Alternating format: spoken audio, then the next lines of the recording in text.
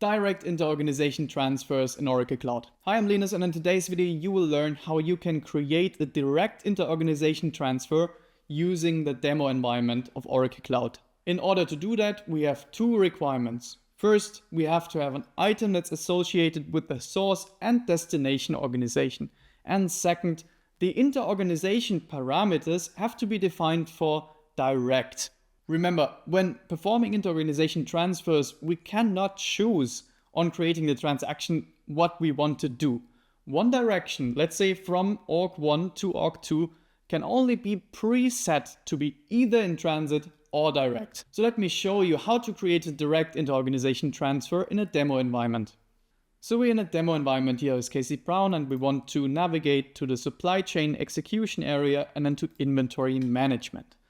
And in inventory management, we click on the task panel on the right to create an inter-organization transfer.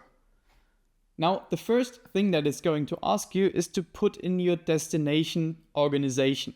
Please also mind our inventory organization that we're in right now, so the source organization. So let's go ahead and select Atlanta, for example.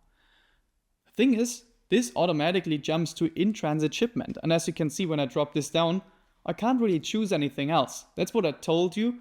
This can only be configured one way. Luckily enough, we can change the organization because going from Atlanta to 001 is a direct inter-organization transfer.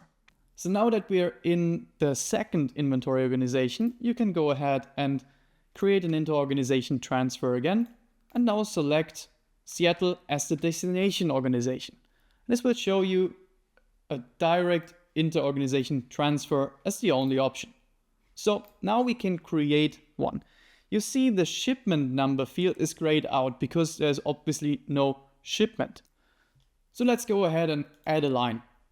This will first ask me for the item, of course, so I select my item, then go for the source sub-inventory, meaning where I'm sending this from.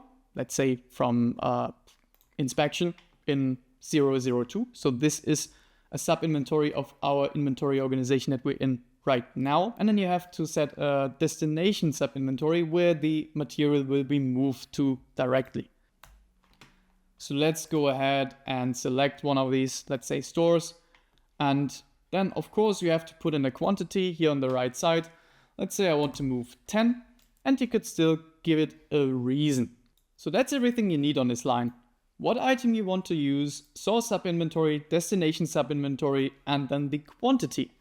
And if you click on submit now, this will directly transfer your material from one sub-inventory in the one organization into the sub-inventory in the other organization. So that's how you perform a direct inter-organization transfer. Most companies will use the in-transit option though, and that's what we're going to cover in the next video.